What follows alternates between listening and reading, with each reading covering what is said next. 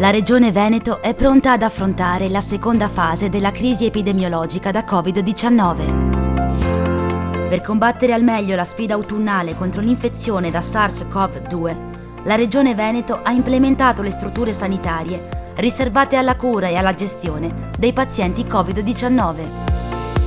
13 ora i Covid Hospital attrezzati per tutte le esigenze assistenziali dei pazienti Covid-19. Sono gli ospedali di Belluno, Vittorio Veneto, Dolo, Jesolo, Trecenta, Schiavonia, Sant'Orso, Villafranca e Borgoroma a Verona, ai quali si aggiungono le 4 strutture private accreditate: Casa di Cura Pederzoli, Ospedale Sacro Cuore Don Calabria di Verona, San Camillo a Treviso e Villa Salus a Mestre.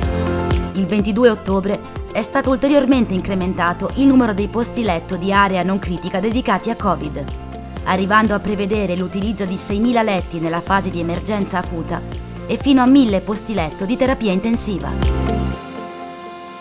Oltre all'aumento dei posti letto, sono stati predisposti ulteriori monitor per il controllo delle funzioni vitali, ventilatori polmonari, pompe infusionali, caschi e maschere per l'ossigeno, umidificatori attivi e per l'ossigenoterapia e sistemi di biocontenimento Isolation Room. Ingenti gli investimenti della Regione Veneto in termini di risorse per assicurare ad ogni paziente affetto da Covid e non le cure necessarie.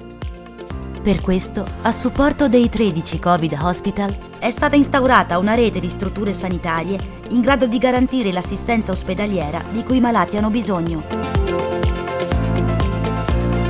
È stato inoltre effettuato un potenziamento degli operatori sanitari in tutte le strutture sanitarie del territorio regionale: infermieri, medici e gli operatori sociosanitari.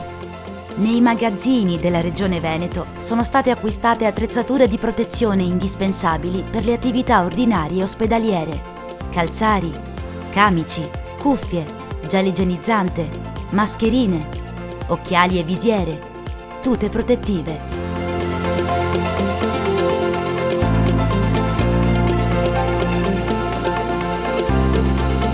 Regione Veneto contro il coronavirus.